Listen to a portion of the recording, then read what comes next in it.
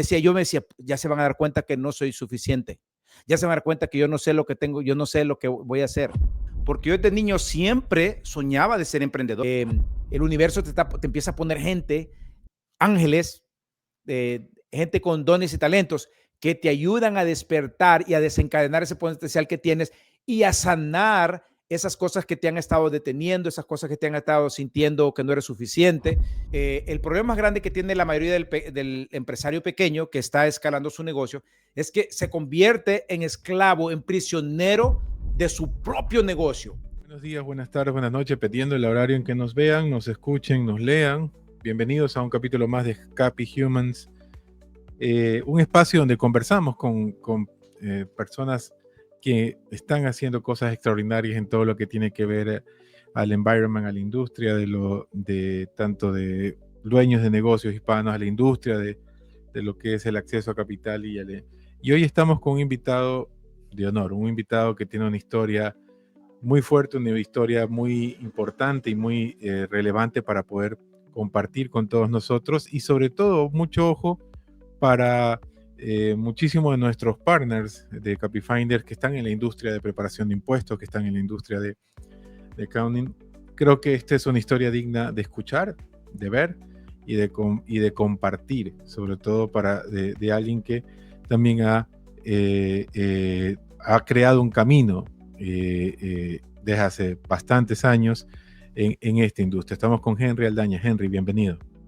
Buenas, qué gusto estar aquí. De verdad que quiero también agradecerte por esta oportunidad de trabajar con ustedes o ver y conversar con ustedes. De verdad que, señor Zambrano, para mí es un honor ser parte de esta comunidad y que me hayan invitado para poder compartir y conversar.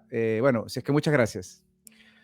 Henry, una de las preguntas que me asalta cuando he leído un poco tu historia, he revisado, es ¿por qué la industria de taxes? ¿Por qué estás donde estás? ¿Por qué seguiste ese camino? ¿Por qué tomaste esa decisión? ¿Qué te motivó a llevar a escoger ese camino en esa industria y en el momento en que lo hiciste? Porque no es lo mismo que ahora. Entonces, ¿por qué tomaste esas decisiones? Bueno, muchas gracias. Mira, te comento. Cuando estaba en la universidad, yo comencé la universidad en 1987 y me acuerdo que estaba estudiando comunicación social y tuve un maestro. La universidad siempre hay buenos y malos maestros y mediocres y hay de todo, ¿no? Y una maestra dijo, esta industria, después de haber más o menos invertido un semestre y medio, casi 2 semestres, en realidad me ayudó mucho, pero dijo, esta industria va a ser bien difícil conseguir un trabajo y después entendí por qué, ¿no? Fue una profesional que nunca pudo ejercer su profesión y hay un concepto que se llama cazadores de dragones. Y como ella no pudo conseguir un trabajo, se puso a enseñar. Bueno, entonces cambié, entonces empecé a estudiar. Siempre me ha encantado la historia y empecé a estudiar historia y economía, y empecé a estudiar economía. Me encantó la economía, inclusive creo que soy hasta cierto punto bueno en economía. Siempre me encanta y todavía hablo de economía. Y dentro de la economía, pues para graduarte como economista debes tomar contabilidad, debes tomar los primeros 2 cursos de contabilidad. Y te digo que cuando tomé contabilidad fue como chino, era como no entendía, como que eran conceptos de otro planeta y tuve que botar la clase porque no entendía nada de los debits and credits, todo era al revés. Bueno, la cosa es que un semestre más tarde tomé la clase con otro maestro que me inspiró, me motivó. No voy a entrar en ese detalle de la historia, pero él dijo, si ustedes verdaderamente pasan esta clase, ustedes van a poder trabajar para cualquier despacho de contadores públicos. Y eso lo llevé. Bueno, hacerte la historia corta, después me gradué con honores gracias a ese maestro. Y cuando ese día también que me estaba graduando, a ese maestro, Maurice Mercer, todavía me acuerdo el nombre, también lo condecoraron por el clase de maestro que era. Y yo voy a decir una historia. Yo le llamaba, no solo en ese tiempo, le llamaba collect y él pagaba la llamada collect. Collect cuando alguien paga la llamada, porque él nos dijo eso. Y a las 2 o 3 de la mañana le llamaba, porque yo trabajaba y estudiaba. Trabajaba de 2 de la tarde hasta medianoche y después llegaba a hacer tareas. Y a esa hora yo le llamaba al maestro. Bueno, esa es la historia corta, lo entendí todo. Después agarré la contabilidad en el aire y bueno, gracias a eso también tuve un maestro un maestro que fue el chairman of the board del banco donde yo trabajaba, que es Capital Bank, y él me inspiró también. No solo me inspiró, pero él pagó los últimos 2 años de mi educación para que yo me graduara como contador público. Él también había sido contador público. Tú ves que siempre hay alguien que ve lo que tú no ves, hay alguien que cree en ti lo que tú no crees, y ni siquiera a veces la familia y los amigos creen en ti, pero otras personas creyeron en mí, y eso yo siempre vi. Había gente, siempre hubo gente, ángeles, que llegaron a mí, jovencito, digo joven, ¿no? 22 años, 23 años, que estaban viendo siempre, que veían lo que yo no veía, porque ahorita entraremos en la profundidad de mi historia, pero comenzando con esto, y fue que comencé, inclusive, te comento, cuando me gradué, terminar la historia, cuando me gradué, el banco envió a mi gerente del banco, una mujer era en ese momento, a la graduación. Él, por supuesto, no fue. Y él, después de que todo lo que pasó, que me gradué con honores y después ella llegó con la historia, el presidente me volvió a llamar a la oficina, y esto fue más o menos en diciembre, después de la graduación. Y él me pregunta: Henry, ahora que te graduaste, escuché, te quiero felicitar, que te graduaste con honores. ¿Qué quieres hacer ahora? Y por supuesto, lo primero es, sí, yo quiero ser el contralor del banco, me gustaría esa oportunidad. Y me dice: Henry, así me dice, Henry, en realidad no me estás pidiendo mucho. Desafortunadamente o afortunadamente, nosotros tenemos ya contralores, el asistente contralor, y tenemos como 20 personas que tienen 20 años de estar aquí, que han estado esperando esa posición. ¿Hay algo más que puedo hacer por ti? Yo le digo: sí, quiero comenzar mi propio despacho de contadores públicos. Quiero. Y él era contador público. Ya no ejercía contador, pero era contador público también. Y me dice: you got it. Así, you got it. Inclusive hablar con mi esposa, primero mi esposa, ellos se habían mudado para Washington, D.C., de Florida, y tenían un negocio grande, y la esposa manejaba, se movió en el negocio para Washington, y me dijo: mira, en realidad yo le estaba ayudando a mi esposa, pero definitivamente yo no tengo tiempo. Le voy a pedir a mi esposa que te contrate a ti, para que de aquí en adelante tú le lleves la contabilidad a ella y que te conviertas en su contador. Y así fue. Sherry Ashman, Steve Ashman y Sherry Ashman, se llaman ellos. Estamos hablando hace 32 años atrás. Se convirtieron en mentores, en mis padres, los papás ricos que nunca tuve, ¿no? La historia de papá rico, papá pobre. Esa es la misma historia, que ellos me agarraron de la mano, me empezaron inclusive, otra cosa que hizo, que gracias a ellos, yo hoy en día estoy donde estoy. Era un banco pequeño, solo tenía 4 sucursales en Washington, D.C., Capital Bank en ese tiempo. Y me dijo: ¿sabes qué? Tú estás en la posición correcta.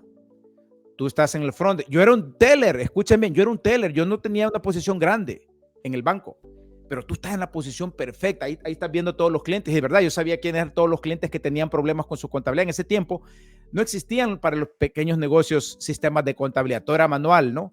Y me dice: tú estás ahí, tú tienes buenas relaciones. Yo he visto, y todo el mundo habla de que tú tienes buenas relaciones con los clientes. Ahí los tienes. Me dio el permiso y la potestad y la autoridad que le venda dentro del banco a esos clientes.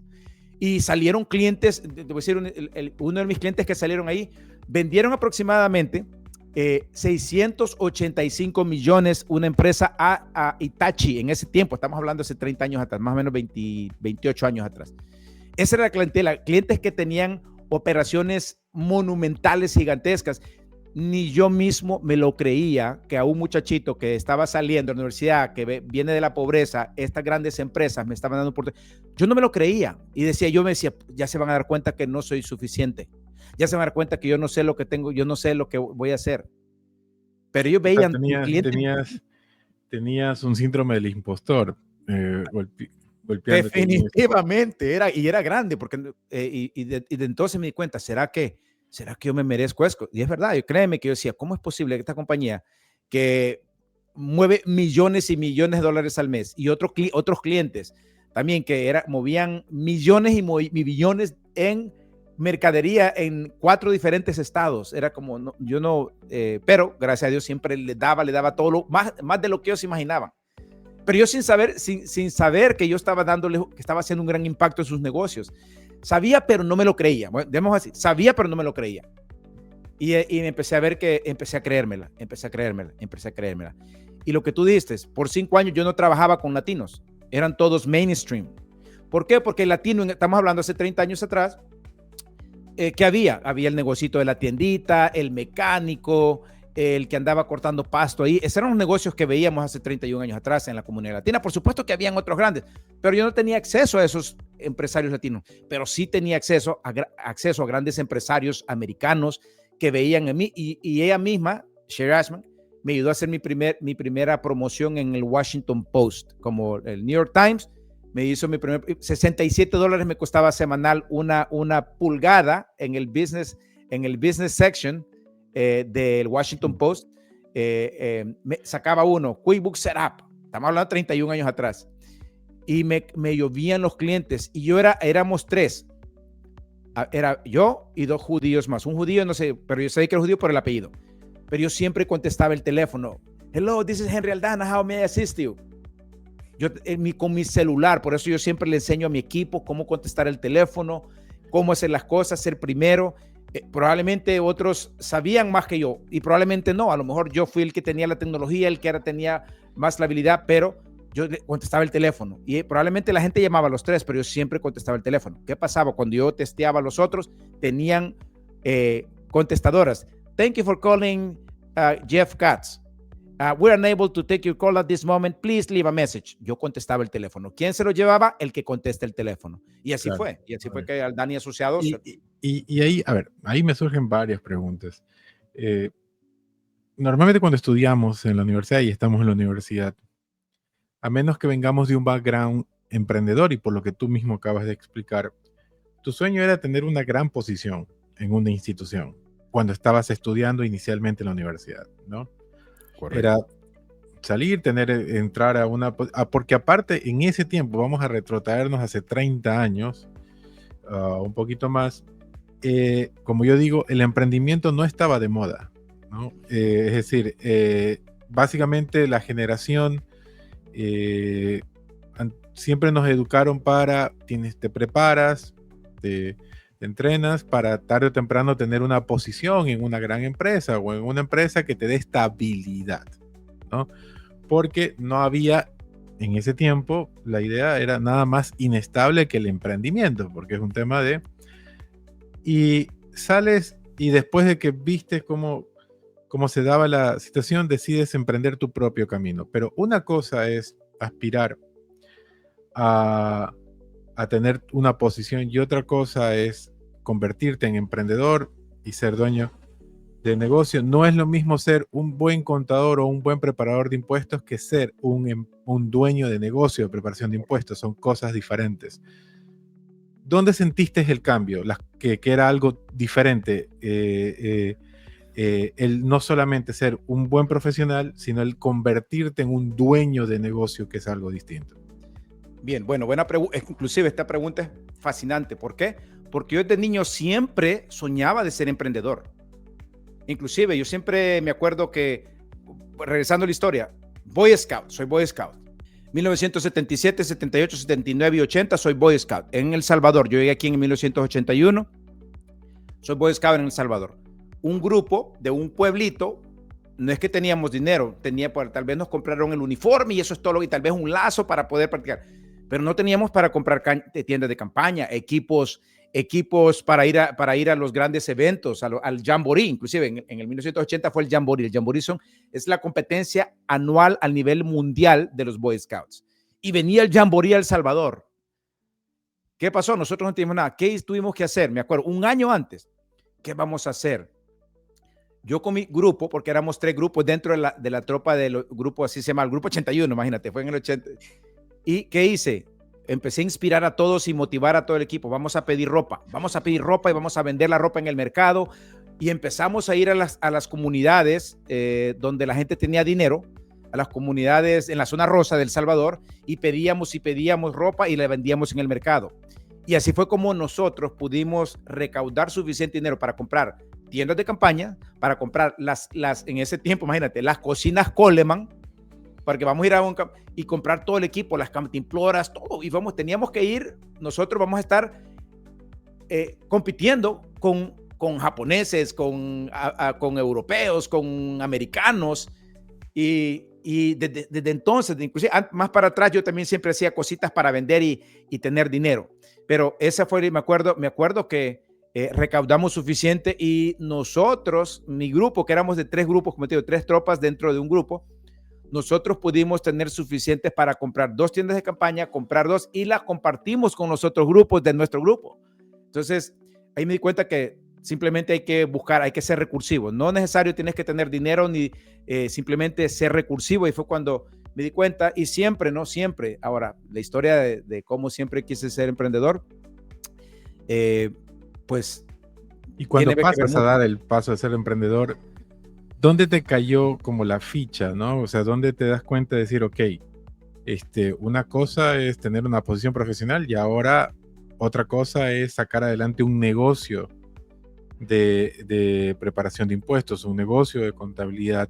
Porque, por ejemplo, en el ejemplo que tú diste de contestar el teléfono, del que se llevaba el cliente, era el que contestaba el teléfono, eso implica de que entendiste, o sea, de que parte de tu trabajo como emprendedor no era solamente dar un buen servicio de contabilidad, sino saber de ventas, saber de captar clientes, aprender de marketing, de cómo adquirirlo y cómo tratar al cliente y cómo retenerlo, ¿no? Mira, sin saber, yo era un buen marketer. Sin saber, yo hacía cosas para retener el cliente. Yo sabía, ¿por qué? Porque había recibido capacitaciones en las empresas donde había trabajado. No quiero entrar más para atrás, pero entonces para mí, dar un servicio desde el principio, el imagen que la gente tenga un concepto de ti basado en cómo tú hablas, para mí eso fue importante. Ahora, ¿cómo pasó? Cuando el presidente me dice, Henry, tú estás acá, yo me di cuenta, ¿qué pasó? Me di cuenta que la mayoría de los clientes del banco tenían problemas con su contabilidad. ¿Por qué? Porque rebotaban cheques y tenían problemas y no sabían. Si alguien está rebotando cheques porque no tiene buena contabilidad, y como contador, de nuevo, yo no soy preparador de impuestos, sino contador público. Entonces, como contador, tú empiezas a identificar cosas en el aire que son real y que te pueden estar afectando y puede estar afectando al empresario. Entonces, como que se capté eso, que los empresarios tenían problemas. Entonces, ¿qué hice? Me di cuenta de que yo tenía un don y tenía un talento que había aprendido con uno de los clientes de diseñar sistemas de contabilidad. Y ahí fue mi don donde exploté mis dones. No solo era contador, no estudié contabilidad, sino también entré a la tecnología sin estudiar tecnología, sin ir a un curso de tecnología. Entonces, ¿qué empecé a hacer? Diseñar los sistemas de contabilidad, se los instalaba a ellos y nadie lo podía hacer. Entonces me di cuenta que, espérate, esto yo lo hago y lo hago bien y soy muy bueno y la gente se queda con la boca abierta. Los clientes, y no eran latinos, los clientes del mainstream, tenía clientes árabes, tenía clientes mainstream, tenía clientes italianos, tenía clientes, entonces se quedaban con la boca abierta cómo yo les diseñaba su contabilidad y por primera vez ellos podían tener control. Entonces cuando yo me lanzo en mi negocio no tenía duda de que yo no quería ser empleado más. Cuando Steve Ashton me dijo, mira, desafortunadamente no te puedo ofrecer esa posición, y me dijo, no me estás pidiendo mucho, simplemente no puedo comprometer esa posición contigo o a ti, pero ¿qué más? Y ahí un momentito yo sabía, es como que alguien te dice en ese momento, te manda el mensaje, pídele, dile. Y fue que me salió así de inmediato. Quiero comenzar mi propio despacho de contadores públicos. ¿Por qué? Porque ya tenía suficiente información, ya sabía lo que podía, ya sabía lo que estaba haciendo, que me iba a ayudar a desencadenar ese potencial que tenía dentro. Entonces fue un momento como un momento mágico que le pude tener esa conversación en ese preciso momento con ese mentor, con ese papá rico que había llegado a mi vida. Entonces, si veo para atrás es como, wow, sí, definitivamente fue el momento preciso, porque si él no me pregunta, Henry, ¿qué más te puedo hacer por ti? Me hubiera quedado, ok, no sé, pero en ese momentito él abrió las puertas para mí, para que yo le hiciera marketing a los clientes del banco que él sabía que tenían problemas. Fue como algo mágico. Entonces, no hubo duda de que iba a ser un contador público y estaba lanzando un nuevo despacho de contadores públicos. Tú ya hablaste de uno de los desafíos que tuviste que vencer fue tu propio síndrome del impostor, ¿no?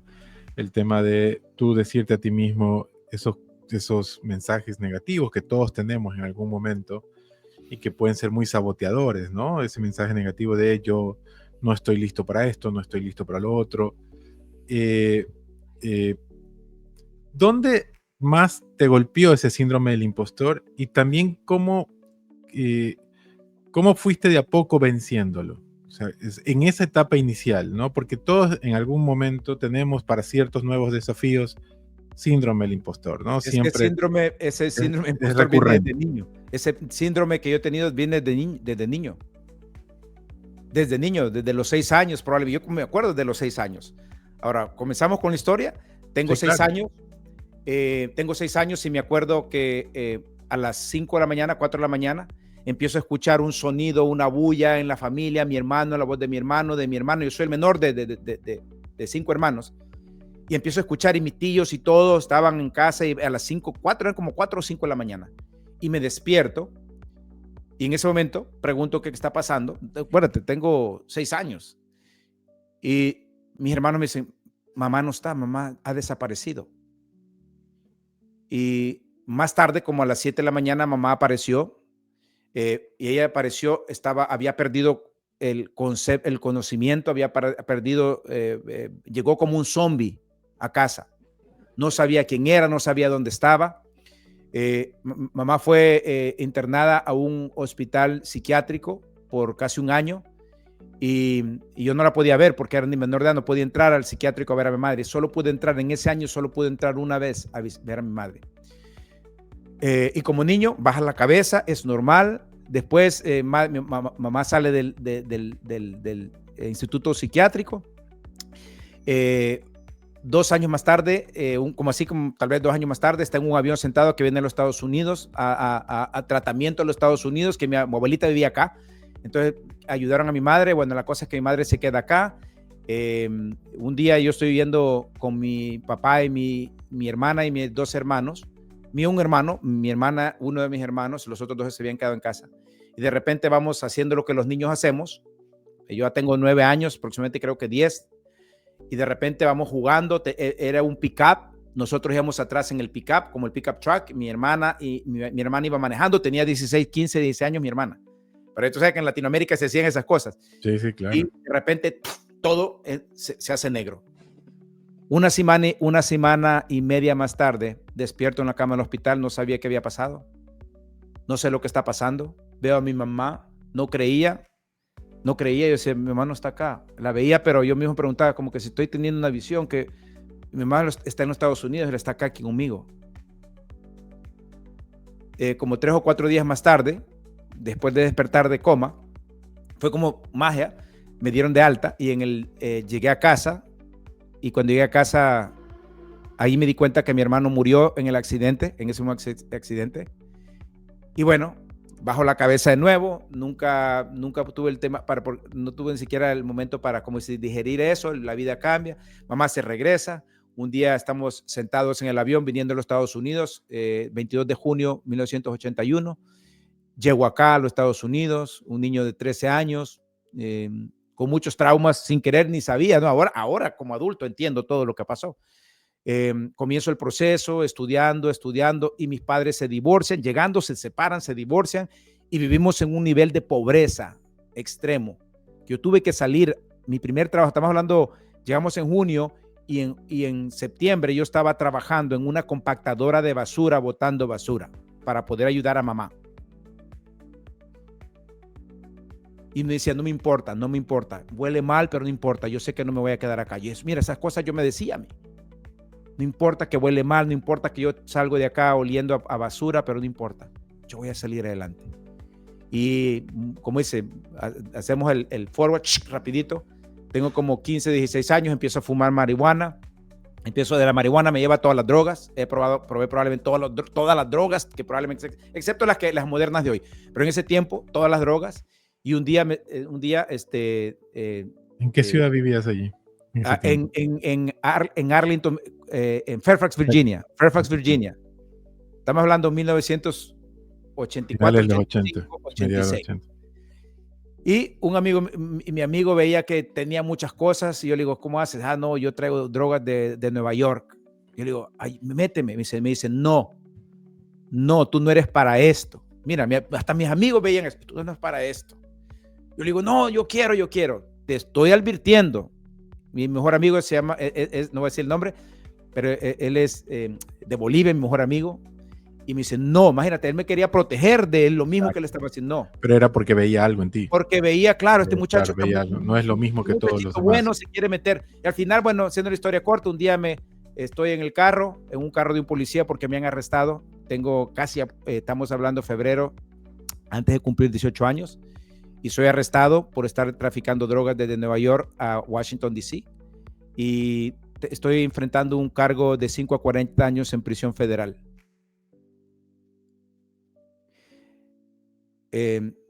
Mi abogado dice, oye, no, aquí no hay nada que hacer, es que te agarraron, te hicieron un setup. No hay nada que hacer, tienes que declararte culpable y punto. Si vamos a la... Si va, y probablemente te den, la idea es que te den solo 5 años, porque te lo van a dar, 5 años de prisión. Pero si vamos a un juicio y tú quieres pelear algo que no podemos pelear, ¿cómo se llama? ¿Cómo se llaman cuando tú eres... cuando está un juicio hay 12 personas que deciden por ti, ¿cómo se llama? El jurado te van a meter 40 años, porque no quieren latinos que vengan aquí a Fairfax County, era blanco, predominante blanco, te van a meter los 40 años. Mejor vamos directo, te dan 5 años, voy a pedir que no te den más de 5 años, y bueno, la cosa es que estoy inclusive, cuando voy y me declaro, me ponen un bond, $1 millón de bond, créelo o no. Mi abogado peleó para que fueran $100,000, tuvimos que poner $10,000, que mi familia, dónde sé, cómo la sacaron y dónde la sacaron, hasta el momento no sé. Me dan el bond, pero cuando voy al juicio, el juicio me declaró culpable, quitan el bond, revoke the bond, y me quedo 6 meses en prisión, esperando mi sentencia, 5 a 40 años en prisión. El día de mi sentencia, el juez todavía, Judge Brown. ¿Qué tenías para esa fecha?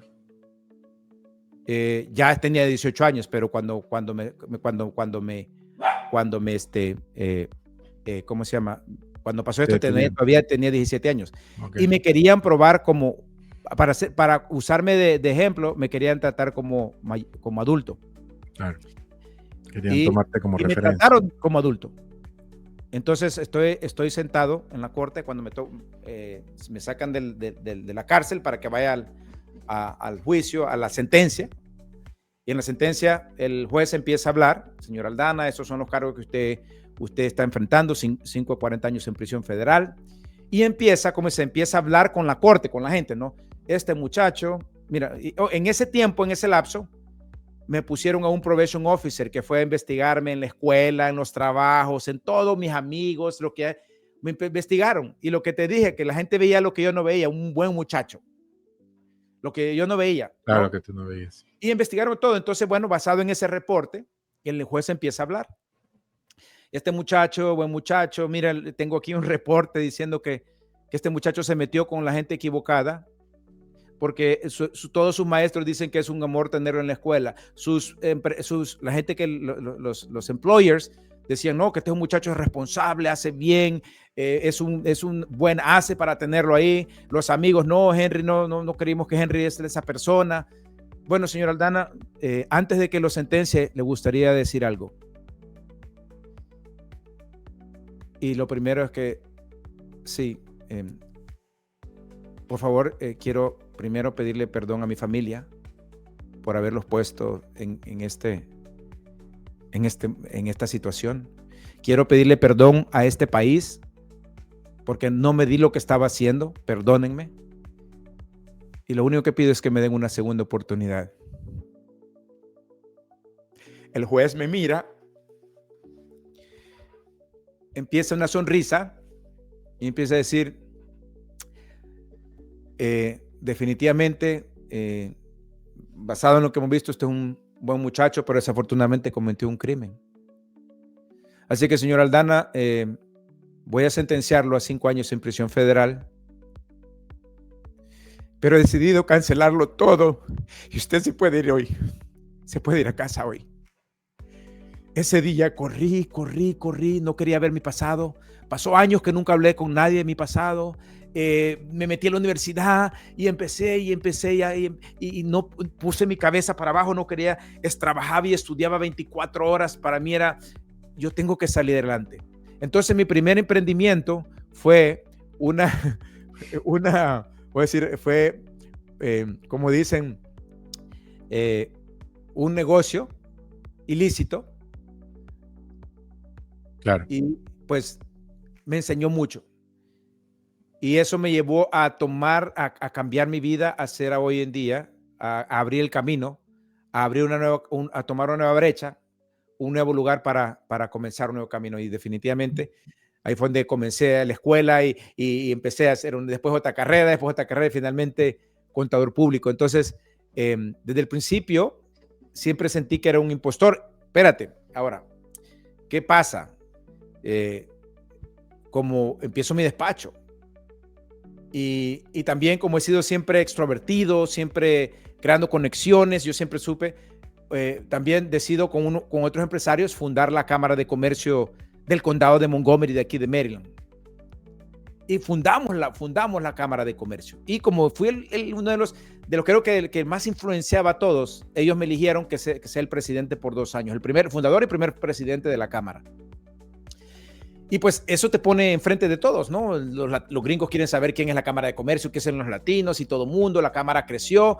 Y cuando los latinos me preguntaban, cuando teníamos las reuniones de la Cámara, los latinos me venían, oye, ¿por qué yo debería pagar $300 o $100? Porque era $100 el paquete, el básico, y después 300 el VIP de la Cámara. ¿Por qué debería pagar $100 para la Cámara? ¿Qué es lo que voy a recibir de la Cámara? Y mi mensaje era, espérate, no pidas. No preguntes lo que la Cámara va a hacer por ti. Pregunta lo que tú vas a hacer por la Cámara. Y si tú puedes hacer por la Cámara, te aceptamos como miembro. Y yo tenía esa mentalidad y la gente le encantaba eso. Que no es que, ay, no, que te vamos a dar esto. No, al contrario, que es lo que tú vas a hacer. Nosotros queremos un montón. Siempre en mi despacho no aceptamos a cualquier cliente. Entonces, desde ese principio, entonces, ¿dónde lleva eso? Que y la gente me empezó a ver. Y después un día, me encuentro caminando en la alfombra roja enfrente de la Casa Blanca porque el presidente George Bush, hijo, me invitó a la Casa Blanca porque me quería dar el premio nacional como el mejor contador de los Estados Unidos. De entrando a la Casa Blanca con mi madre y en ese momento me sentí un impostor. Ya estaba casado, pero mi ex esposa estaba ahí también.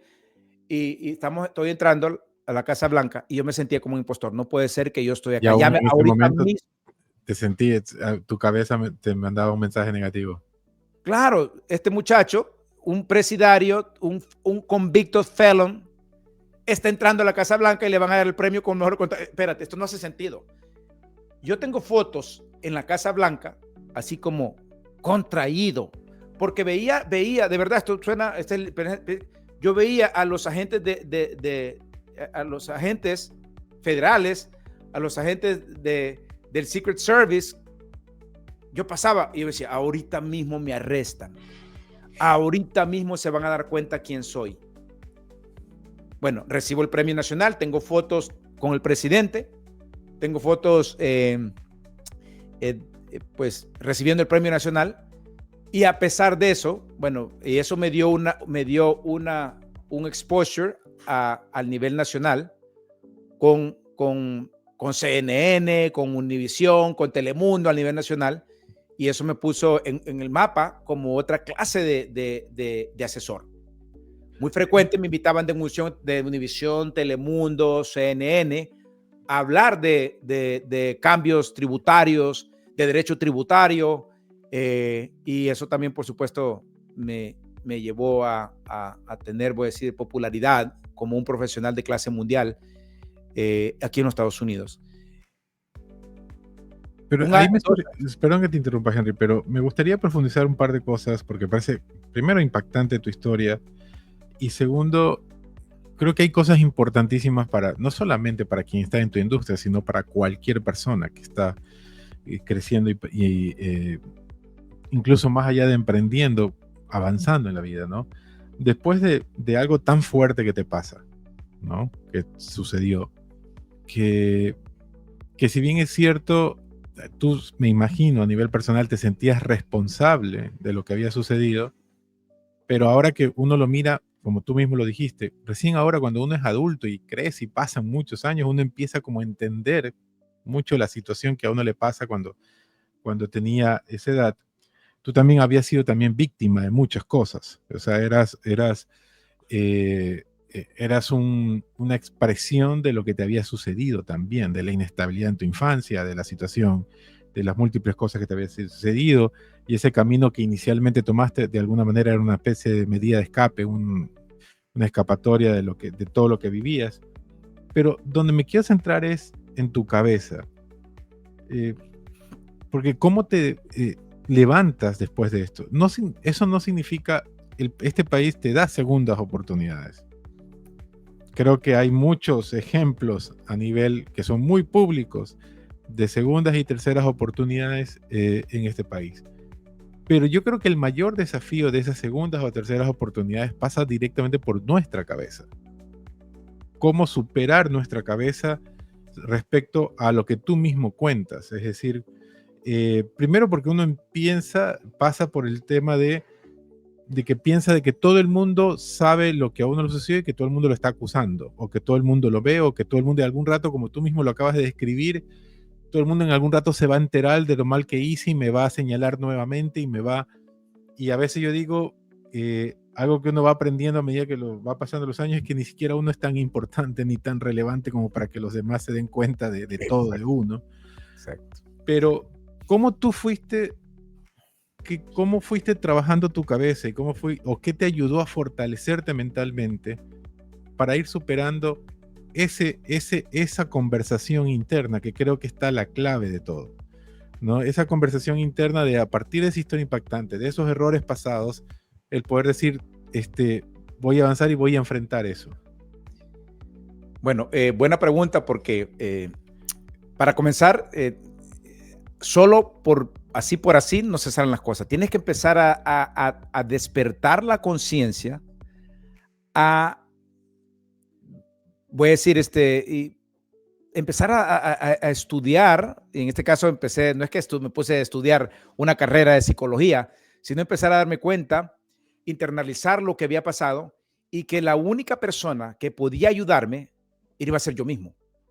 Entonces empiezo a entrar, inclusive a leer muchos libros, pero no tenía nada que ver con esto, sino en ese proceso del desarrollo personal, empiezo a entender muchas cosas, y que uno trae traumas desde niño que uno puede transformar y sanar en el proceso. Y nadie me dijo, haz esto, simplemente me empecé a dar cuenta de que estas cosas podían ser definitivamente un cambio, pero lo primero es que tienes que estar consciente y despertar eso. Y para mí comenzó a despertar, y no hace mucho tiempo, inclusive voy a decir más o menos en el 2011-12, que empecé a despertar, inclusive mucho más antes, pero inclusive publiqué mi primer libro que se llama El Arte de Resurgir, y es acerca de mi historia.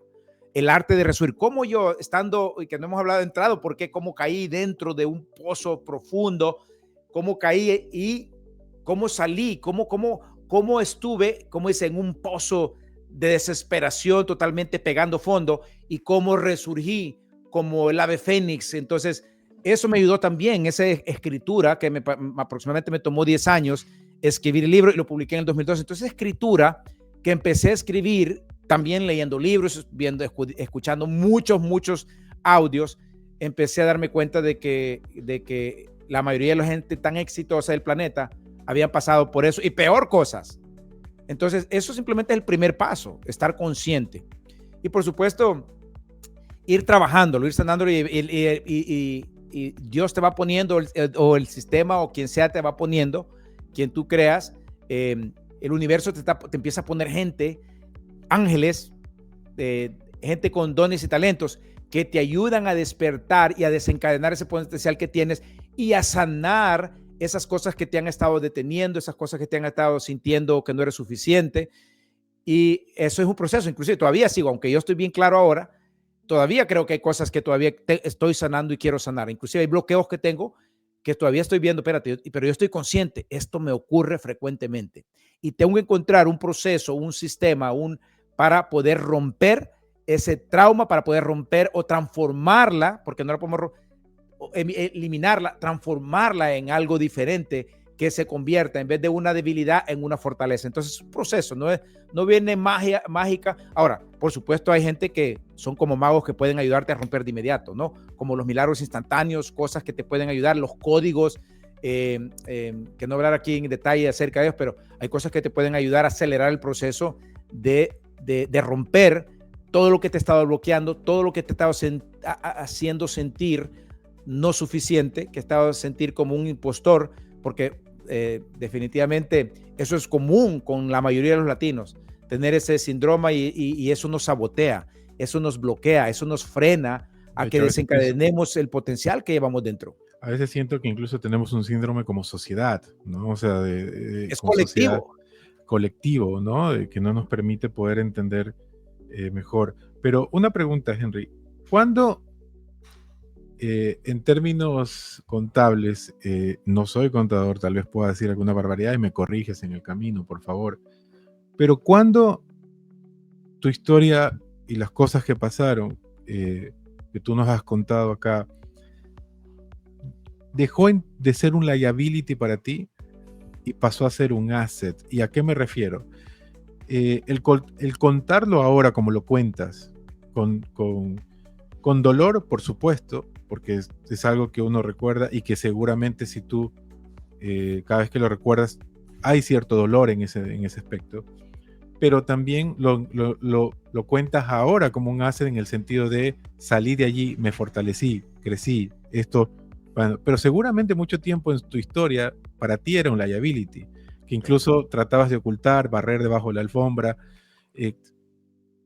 ¿Cuándo se da ese cambio? ¿Cuándo se da ese cambio de chip que te permite a ti empezar a contar con esta soltura y con esta apertura ese tipo de situaciones? Bueno, cuando publiqué mi libro, muy importante, cuando publiqué mi libro en el 2012, hice un seminario, porque hacía seminarios desde el año 2001 hasta el 2010, hacía un seminario anual que se llamaba Triunfando en los Negocios. Y siempre fue un éxito. Pero ese fue el último que hice cuando lancé el arte de resurgir. El lado positivo, el subtítulo se llama El lado positivo del fracaso. ¿Por qué? Porque conté mi historia, siempre como tú dices, la había puesto debajo de la alfombra. No la contaba como era, real. Esa parte la omitía, que mira, me pasó esto y esto, estuve preso, porque tú sabes que la inseguridad de uno, la gente ya no va a creer en ti. Exacto. Pero me di cuenta, en ese momento contar, ¿cuándo empezaste a contar? Cuando conté mi historia del 2012, en el último seminario que hice acerca de Triunfando en los Negocios, fue que me di cuenta que captivé a la audiencia, 300 personas captivadas, estaban así como todos. Y eso es bueno, leer tu audiencia. Me di cuenta, y cuando terminé mi historia, la gente lloraba, la gente reía, la gente tenía sentimientos raros, porque a lo mejor muchos se conectaron conmigo, muchos, porque conté la historia de que tenía, así como te la conté, 6 años y me lo llevé hasta el 2012, y la gente no dejaba de aplaudir.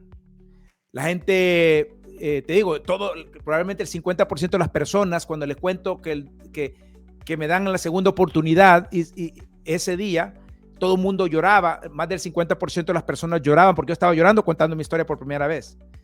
Lloraba y la gente lloraba conmigo, aplaudían conmigo, no dejaban de aplaudir. Y cuando terminó el evento, todo el mundo vinieron y dice, wow, Henry, qué honor.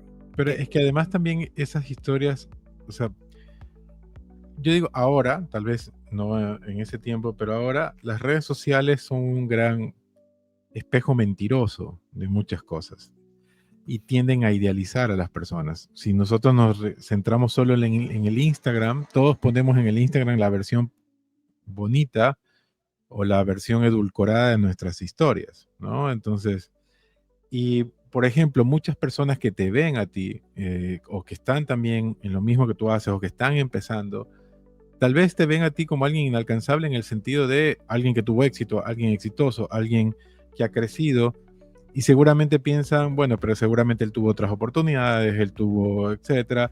O a veces uno no ve que esas personas que uno ve y que idealiza pasaron situaciones similares o peores que las que vivimos todos. ¿no? Entonces, al contar este tipo de situaciones o al contar tu historia, te humaniza y te permite decir, mira, hay muchas cosas que yo he pasado a nivel personal, y también cuando empiezas a compartir también errores, decisiones correctas y errores en tu camino de emprendimiento, también empiezas, los que estamos, los que están o lo que pueden estar en audiencia también dicen, ok, a él le pasa o le ha pasado lo mismo que a nosotros. Entonces, por ejemplo, cuando tú hablas del síndrome del impostor, el que nos escucha dice, les pasa lo mismo que a mí. Entonces eso te permite a ti humanizarte, ¿no? Entonces humanizar y conectarte y conectar con eso. Y a partir de allí, ahora me gustaría centrar un poco la conversación en, por ejemplo, emprendes, empiezas a avanzar y crecer, pero seguramente también cometiste errores como emprendedor. Porque a veces uno puede decir, no, es contador, sabe de finanzas, sabe de economía, las tiene todas claras, ¿cierto? Claro. ¿Qué errores tú sientes que, por ejemplo, que puedas compartir y decir, mira, esto de aquí yo me equivoqué, después corregí, pero me gustaría transmitirle a otras personas que te ven a ti como espejo? Bueno, mira, he cometido tantos errores, pero uno de los errores que siempre digo a los clientes, a mis clientes, ¿no? Empresarios, es que primero, como tú eres contador y la gente piensa que tú eres el perfecto. Exacto. Porque lo has logrado, porque manejas las finanzas, porque manejas los números, que tienes porque todas eres las un genio, respuestas. porque creas. Pero, ¿qué hacía? A pesar de que era contador, como dice, a veces en casa de herrero, cuchillo de palo. Definitivamente a mis clientes los tenía bien organizados, no permitía, les pegaba, les daba, no haga eso, no haga eso. Los regañaba, les jalaba las orejas y eso, yo digo, yo cuido, protejo a mis clientes. Me convierto en un guardaespaldas, en un protector, en un guardián, en un perro guardián, en el bulldog de mis clientes.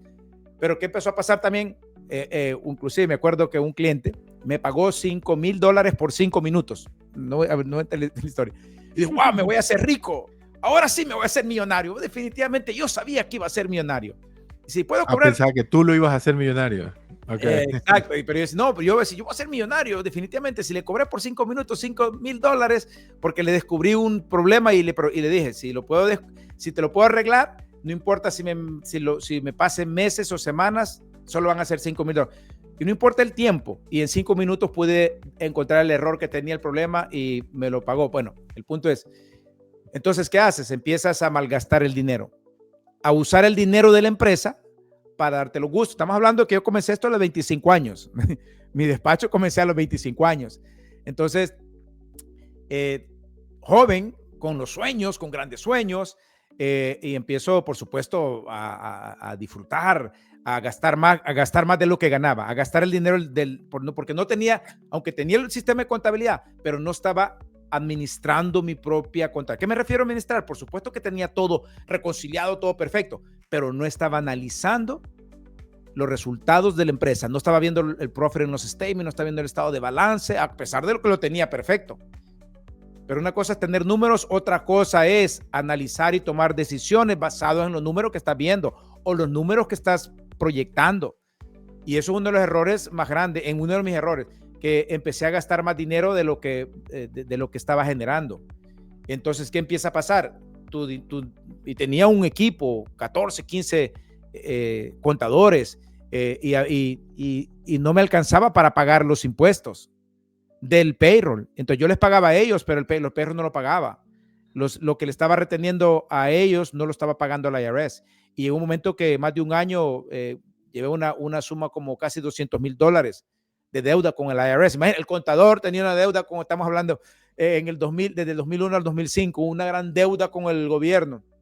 Gracias a Dios lo pude resolver. Pasaron muchos años para poderle pagar a la IRS, muchos años de esa deuda, pasaron probablemente 10 años con un plan de pago y resolví. Otras decisiones es que definitivamente en tu negocio, y lo digo de parte de contador, no te pones de acuerdo con tus socios, digamos en este caso si tienes socios, o un socio está manejando el negocio y el otro socio está trabajando y el socio no está poniendo atención en lo que tú estás haciendo, versus en este caso yo tenía un socio en ese tiempo, el socio ganaba lo mismo que yo porque inclusive yo fundé este despacho, entonces me hizo socio, pero yo lo convencí que fuera mi socio. Entonces el error más grande es convencer a alguien que sea tu socio. Tú no necesitas socio. Si tienes que convencer a alguien no.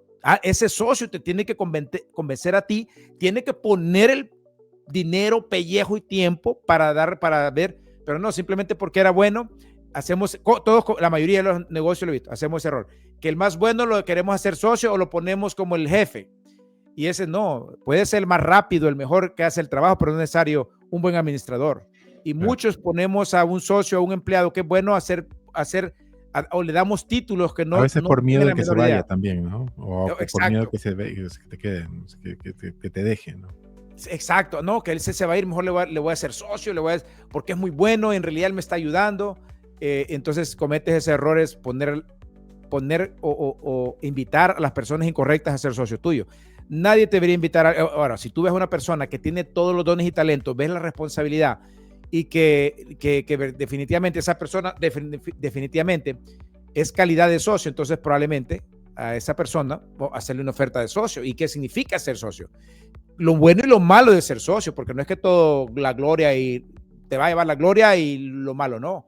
Entonces, muchos cometí ese error también, traer un socio, finalmente tuvimos que separarnos de la sociedad y con todo lo doloroso que a veces eso implica, ¿no? Y al final del día se llevan clientes, aunque, sí, claro. aunque tú tengas el agreement, pero si el cliente ya creó una relación con esa persona, sí, claro. se llevan el cliente, y después tienes que demandarlos, y a 2 he demandado, pero al final del día los clientes no se quedan contigo ni con él. Entonces, pero de nuevo, entonces tú mismo creas un problema para ti. Y hay muchas cosas que uno crea. Ahora, asegúrense de nuevo, esto es para todos los empresarios y emprendedores que tengan non-compete agreements, que tengan confidentiality agreements por un abogado y que todo mundo antes de comenzar firme un non-compete agreement, confidentiality agreement. Créanme que sí funcionan. Yo los he probado, 2 veces he demandado y las 2 veces he ganado. Entonces, es muy importante tener esos acuerdos. Y si tienen sus compañías, sus empresas, sus LLC, sus corporaciones, asegúrense de tener ¿cómo se llama? El operating agreement, los estatutos, las minutas, las actas actualizadas, y que las estructuras legales sea la estructura legal correcta, ideal, perfecta para tu negocio. Y ese es un error que mucha gente comete como empresario, que crean una LLC, una corporación simplemente porque todo el mundo piensa, pero cada estructura legal va con el nicho de tu negocio, no es cualquiera, ¿no? Un ejemplo, perfeccionada, no es la palabra, confeccionada para ti, no es cualquiera que va a funcionar, pero entonces es muy importante, es tailor-made, exacto.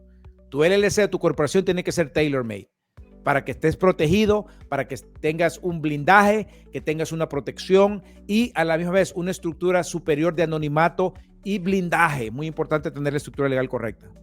Y una pregunta, Henry. Una de las cosas que yo he visto, principales desafíos en tu industria, pero también en otras, incluso como la mía, que a veces tenemos es poder construir un verdadero negocio por encima de nosotros mismos. ¿A qué me refiero a eso? A veces cuando un negocio para marchar depende de que tú intervengas, de que tú seas el que esté dando toque o que siga girando muchísimo en torno a ti, es difícil escalar y crecer, ¿no? Y en industrias profesionales o en industrias de advisory o en tipo como la tuya o en la industria de finanzas como la mía, es un desafío eso también, ¿no?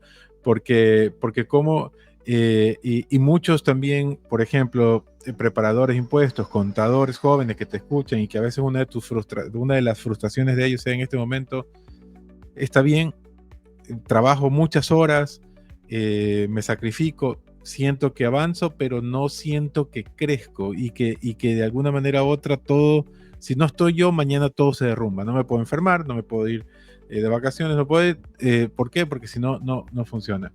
¿Cómo hacer ese cambio? ¿Cómo hacer ese despegue de poder hacer que algo funcione sin que esté todo el rato solo dependiendo todo de ti? Bueno, esa es una muy buena pregunta, y esto inclusive en el 2014 lancé un programa que se llamaba El Empresario Libre, y es exactamente de esto. ¿Cómo tú te liberas de eso? el problema más grande que tiene la mayoría del empresario pequeño que está escalando su negocio es que se convierte en esclavo, en prisionero de su propio negocio y no puede escapar, porque si no está él piensa que si no está él, el negocio no va a ir bien, que si él no está todos los días, el negocio se le va a caer. Y muchas de las veces, la mayoría del tiempo, tiene razón. ¿Por qué? Primero, porque es la creencia que tenemos. Si yo no estoy ahí, se va a caer. Pero si empezamos a cambiar, yo soy un empresario de clase mundial, mi negocio funciona sin mí, yo no tengo que estar ahí, yo puedo ser libre con mi negocio, no de mi negocio, la palabra con mi negocio, quiere decir que yo me puedo ir a cualquier momento, yo puedo seguir operando mi negocio de cualquier lado y funciona. Después de que nosotros lanzamos el empresario libre, y era mi historia, basado en cómo yo me había convertido en esclavo de mi propio negocio. ¿Por qué? Porque traía socios, traía empleados. Me pasaba haciendo, inclusive, uno de mis clientes al principio, un cliente judío, me decía que yo era Aldana 101. ¿Tú sabes qué significa 101 en la universidad? Que es el primer curso de la universidad. Que oye, tú eres una escuela. Veo que gente aquí los entrenas y se te van. De repente, 3 meses más tarde hay uno nuevo. Un año más tarde hay uno nuevo. Y definitivamente eso pasaba y gracias a Dios hoy no nos pasa, ya probablemente 5 o 6 años que nadie se ha ido del despacho. Pero en el 2014 lanzamos el Empresario Libre y la gente que empezó a llegar a los eventos del Empresario Libre, todos tenían esa mentalidad, esa misconcepción que si no estoy ahí, mi negocio no va a crecer. Si no estoy ahí, mi negocio va a perder. Si no estoy ahí, me van a robar. Y gran probabilidad que si tú estás creyendo eso, si tú no tienes los sistemas de control, gran probabilidad que te va a pasar. Entonces, primero es empezar a darte cuenta que necesitas instalar, montar, implementar sistemas de control interno para que tú puedas poco a poco liberarte de la prisión, de la esclavitud que tú mismo has creado, que tú mismo has diseñado y has construido una prisión de acero y de hierro que no puede escapar. Y lo peor es que la llave no la encuentras para salir y no te puedes ir porque tú mismo la creaste. Entonces, definitivamente es un dilema monumental que todo empresario tiene. Pero lo primero que tenemos que empezar a hacer tiene que haber una manera, porque si otros lo han hecho, yo también puedo, tú también puedes. Entonces, primero empezar a darte cuenta que si otros lo han hecho, tú también puedes. Y ahí comienza el proceso. Entonces, definitivamente, mira, después nosotros, en el Empresario Libre, nosotros hacíamos retiros, hacíamos masterminds, 4 masterminds durante el año, y uno lo hacíamos fuera del país. Y en el 2017, nosotros creamos el Empresario Libre y lo llevamos 21 días a 21 empresarios, nos llevamos a Ecuador. Y los paseamos por todo Ecuador. Pero al principio la gente decía, no, yo no puedo. Y mucha gente no quiso venir porque decían que no podían. Por 21 días, no, mi negocio no voy a encontrar negocio. Claro. La cosa es que los llevamos, los pusimos en un ambiente donde totalmente cero no estaban conectados. Y la mayoría de ellos, escucha bien, la mayoría de ellos regresaron y cambió su vida. El hecho de que los sacamos del ambiente, les demostramos, porque cada evento que fuimos, cada lugar que los llevábamos en el Ecuador, les dimos que, mira, ellos empezaron a darse cuenta, despertar, que como una cosa los iba llevando a la otra y finalmente se dieron cuenta. Ahora la mayoría de ellos son empresarios libres que viajan y tienen grandes negocios, duplicaron, cuadruplicaron sus ingresos, cuadruplicaron sus ganancias y más importante, su tiempo libre. Claro. Pero es un proceso, pero sí se puede. ¿Tú crees que todo parte primero por una especie de liberación mental y luego de eso tomar acción respecto de esa decisión para poder crear procesos de control y de dependencia? O sea, pero todo parte desde que mentalmente lo entendamos de esa manera. Claro, es que si tú ves que el resto no pueden, tú dices, ni yo tampoco lo voy a poder, pero cuando empiezas a ver, y como dice, tienes que ver para creer, pero primero tienes que creer para ver. ¿Y cómo lo hacemos? Lo sacamos del ambiente, les enseñamos que sí se puede. Y cuando regresan de ese retiro empresarial, se dan cuenta que claro que sí se puede. Y el negocio regresó y estaba igual. Tal vez no tan perfecto, pero estaba igual. Ahora, ¿qué vas a hacer tú diferente? ¿Qué vas a hacer? Que vas a poner sistemas y vas a empezar pero todo comienza con transformar esto de acá. Cuando tú transformas esto de acá, la realidad se empieza a materializar. Es simplemente, esa es la realidad. Y la realidad colectiva de lo que estamos hablando. Si todos creemos que esto es lo que estamos viviendo y esto es real, ¿Por qué crees que todos estos gurús, Jesucristo, todos se van al desierto para cambiar una realidad? Y es real, mientras estamos más sometidos en gente que cree que así es, así es.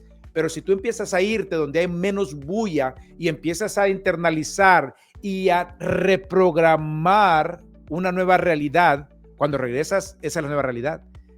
Te va a costar transformarla, pero ya te das cuenta que sí se puede. Ya cuando sabes que te das cuenta, el resto, el 20%, el 80% está aquí, el 20% es encontrar cómo y el sistema y las herramientas. Pero todo comienza acá.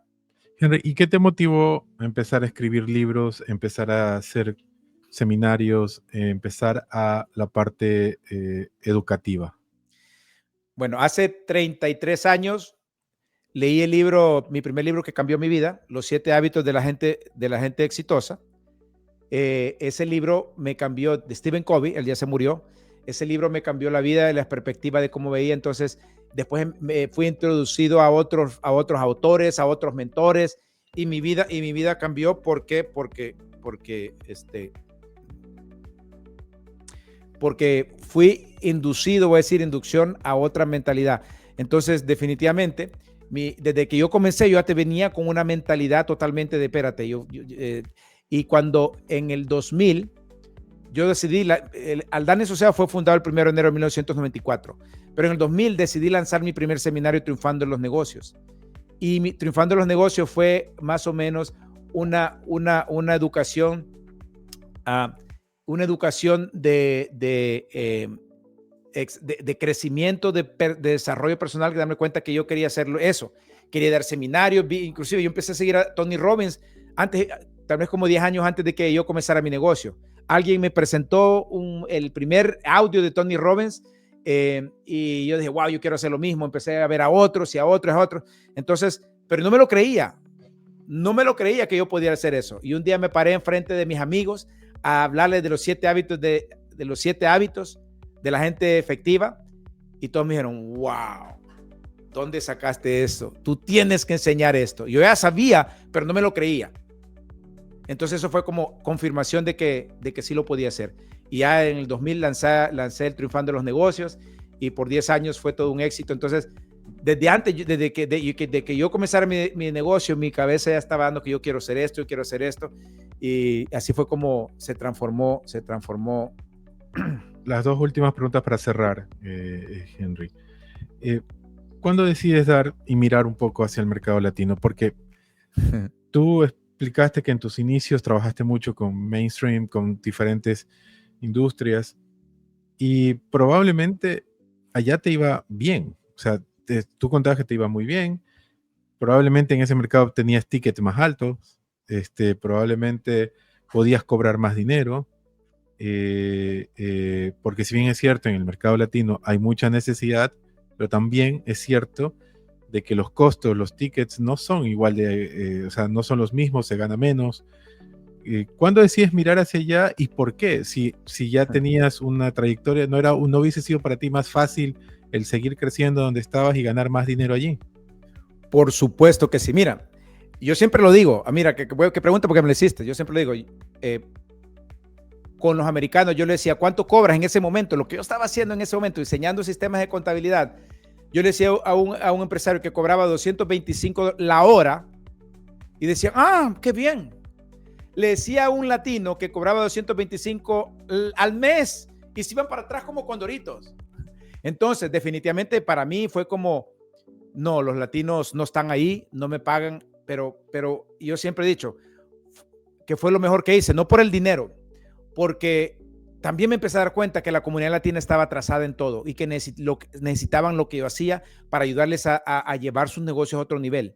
Me di cuenta que toda la comunidad latina no estaba siendo servida correcta, no estaba siendo asesorada correctamente. Me di cuenta de que underserviced la comunidad latina, por eso estaba donde estaba, porque no tenía mentores y profesionales que verdaderamente les importara y que tuvieran el conocimiento y los dones y talentos y que se los diera a la comunidad.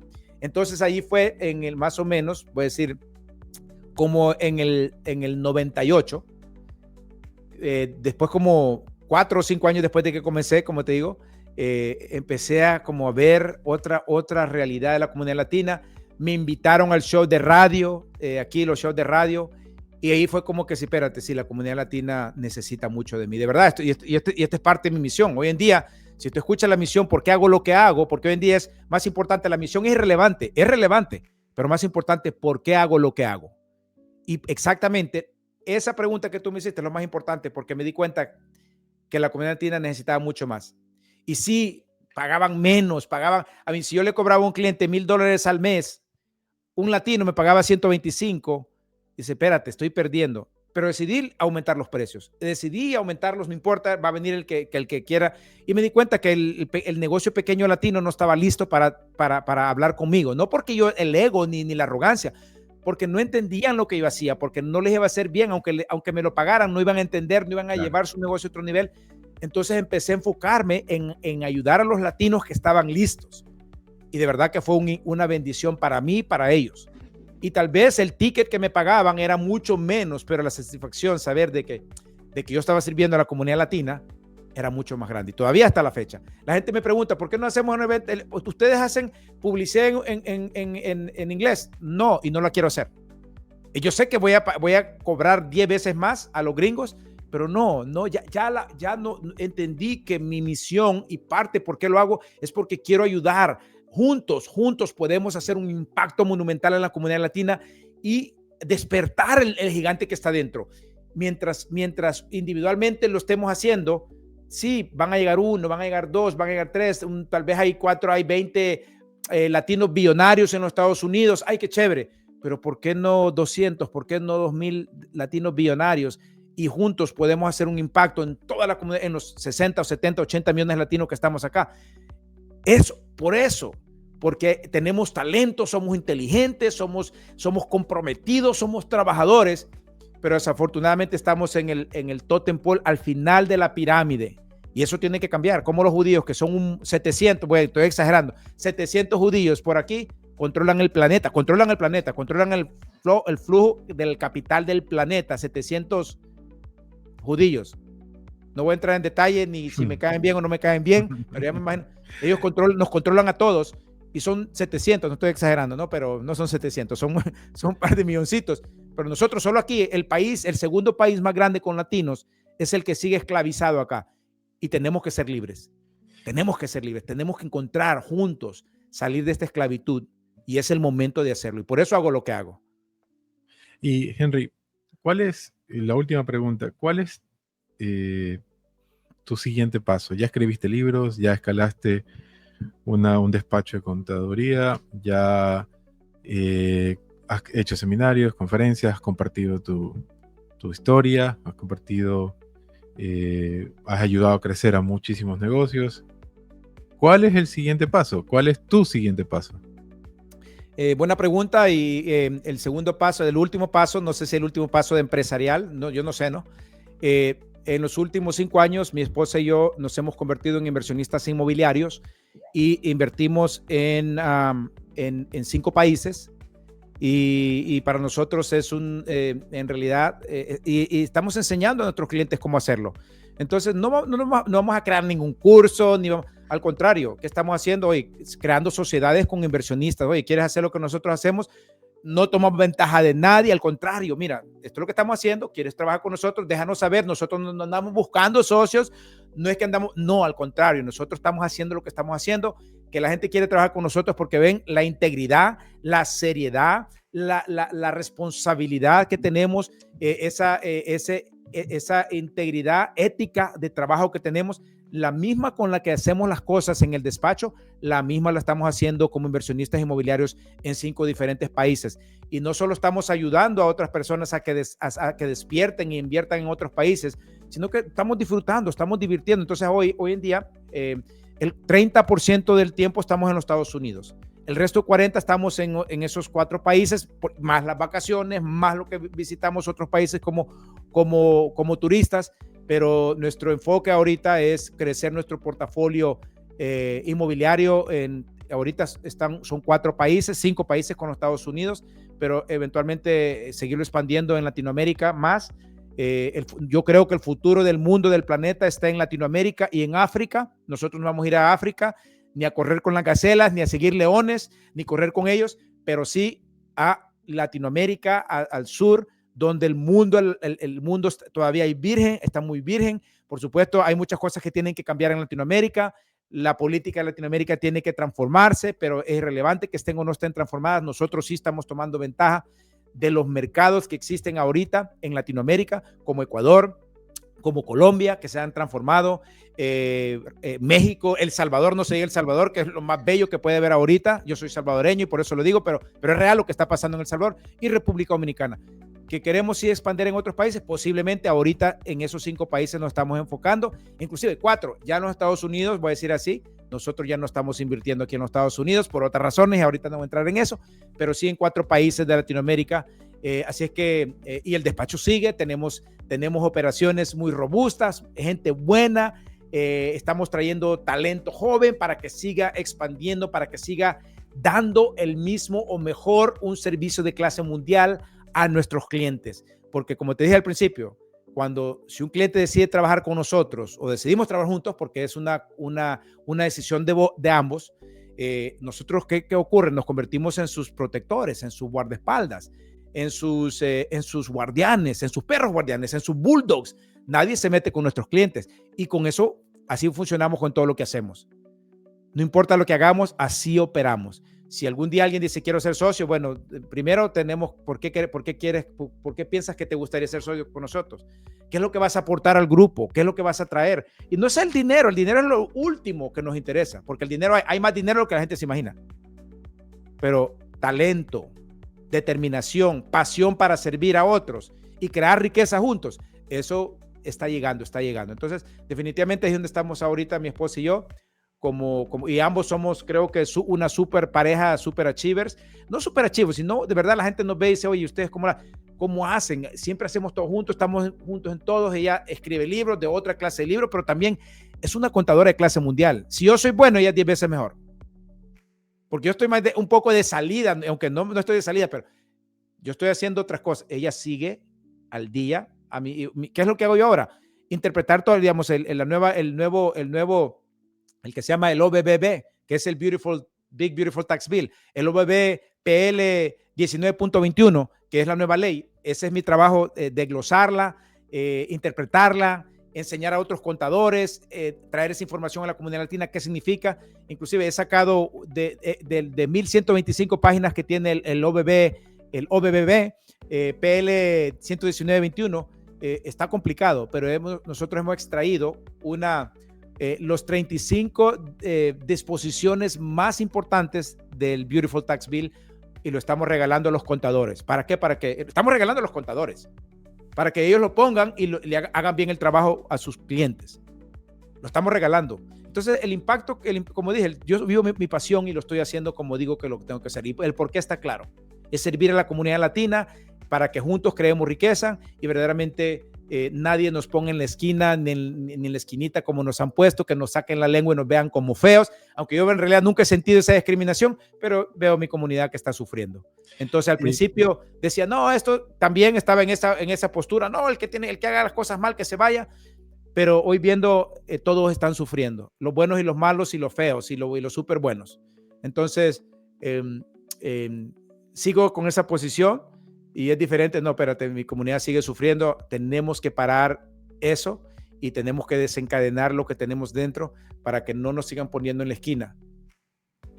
Henry, si tú tuvieras, para cerrar la conversación, vamos a retroceder el tiempo 31 años.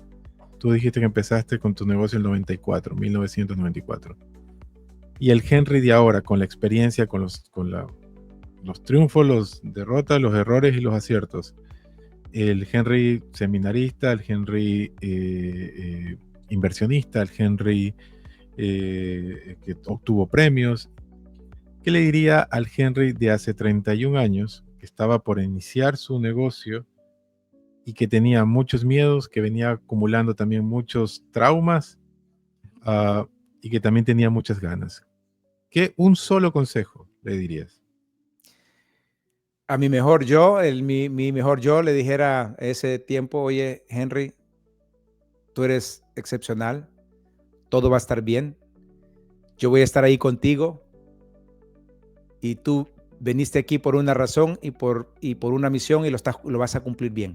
Así es que no veas para un lado, no veas para atrás, sigue nomás esa confianza en ti y vas a impactar miles y miles de personas. Y esa es parte de tu misión. Así es que sigue adelante, que lo harás bien. Henry, ¿dónde te puede seguir nuestra comunidad? Nos pueden seguir en mi canal Henry Aldana en YouTube, comenzando en YouTube. Se llama El Empresario Libre o Henry Aldana. Pueden seguirme en YouTube, en Facebook. También van a encontrar Henry Aldana o Aldana y Asociados. También El Empresario Libre en Facebook. También en Instagram, Henry Aldana, henry.aldana. En TikTok, en LinkedIn. También pueden buscar a Henry Aldana, contador público, y nos van a encontrar y será un gusto tener una conversación con ustedes, o simplemente nos veremos por videos, comentarios, y nosotros siempre respondemos a todos los comentarios o preguntas que la gente tiene en nuestras redes sociales. Henry, muchas gracias. Ha sido un placer y un honor. Para mí también, de verdad que para mí ha sido un honor y un agradecimiento. En realidad estoy agradecido contigo por confiar en tenerme aquí y que pues juntos podamos seguir haciendo un impacto. Gracias, un abrazo, señor Temprano, por tenerme aquí en su canal. Un abrazo, querida comunidad de CapiHuman. Han tenido hoy una historia impactante, una persona, un profesional y sobre todo un ser humano que ha crecido, ha vencido, pero también ha caído y se ha levantado. Con todos ustedes, Henry Aldana. Nos vemos en el próximo video, en la próxima entrevista. Un abrazo a todos. Hasta luego. Y así cerramos otro episodio de CapiHumans. Si te gustó esta charla, compártela con más emprendedores y personas que buscan crecer y aprender. ¿Quieres más? Suscríbete a nuestro newsletter en www.capifinders.com/CapiHumans y recibe alertas de nuestros episodios, contenido exclusivo y notas sobre nuestros invitados. También puedes encontrarnos en YouTube y Spotify como CapiHumans. Nos escuchamos en el próximo episodio.